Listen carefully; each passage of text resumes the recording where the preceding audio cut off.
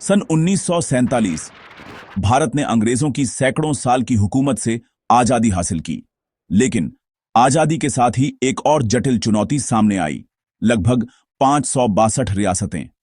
इन रियासतों पर राजा, नवाब या महाराजा शासन करते थे। आजादी के बाद सवाल यह था कि क्या ये रियासतें भारत में मिलेंगी, पाकिस्तान में जाएंगी या स्वतंत्र रहेंगी। इन्हीं रियासतों में से एक थी भोपाल रियासत।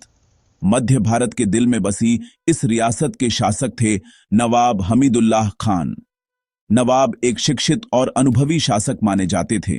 वे कई बार चैम्बर ऑफ प्रिंसेस के चांसलर भी रह चुके थे। इसी कारण उनका संपर्क देश भर के अन्य राजाओं से गहरा था। लेकिन जब भारत स्वतंत्र हुआ तो नवाब ने वह रास्ता नहीं चुना जो बाकी बड़ी रियासतें चुन रही थीं। वे भारत में शामिल नहीं होना चाहते थे। उनका सपना था कि भोपाल एक स्वतंत्र राज्य बना रहे। नवाब हमीदुल्लाह का मानना था कि अगर कई रियासतें एक साथ आईं तो वे भारत और पाकिस्तान से अलग तीसरा विकल्प बना सकती हैं, एक ऐसा संघ जिसे बाद में इतिहासकारों ने प्रिंसिस्तान का नाम दिया। इस विचार को लेकर नवाब ने अन्य शासकों से बातचीत की। उन्होंने पाकिस्तान के नेता मोहम्मद अली जिन्ना से पत्राचार किया और ब्रिटिश वायसराय लॉर्ड माउंटबेटन से भी समर्थन मांगा। लेकिन माउंटबेटन ने साफ कहा कि ब्रिटेन अब केवल भारत और पाकिस्तान को ही डोमिनियन मान्यता देगा, किसी भी रियासत को स्वतंत्र देश का दर्जा नहीं मिलेगा। यह नवाब के लिए बड़ा झटका था। उधर दिल्ली में सरदार वल्लभ भाई पटेल और उनके साथ वी.पी. मेनन ने रियासतों के एकीकरण की जिम्मेदारी उठाई थी। पटेल का तरीका बड़ा स्पष्ट था। पहला, कानूनी दस्तावेज, यानी रियासतों से इंस्ट्रूमेंट ऑफ एक्सेशन और स्टैंडस्टिल एग्रीमेंट पर हस्ताक्षर करवाना, ताकि वे न्यूनतम शर्तों पर भारत में शामिल हो सकें। दूसरा, गारंटी और लालच, राजाओं को भरोसा दिलाना कि उनकी व्यक्तिगत उपाधि, महल और जीवन शैली को छुआ नहीं जाएगा, बल्कि उन्हें हर साल प्रीवी पर्स यानी तय भत्ता दिया जाएगा। तीसरा, दबाव और कूटनीति, अगर कोई राजा या नवाब जिद करता तो जनता के आंदोलनों और प्रशासनिक दबाव का सहारा लिया जाता। भोपाल की स्थिति जटिल थी। एक तरफ नवाब थे जो भारत में मिलना नहीं चाहते थे, दूसरी तरफ भोपाल की अधिकांश जनता चाहती थी कि वे भारत का हिस्सा बने।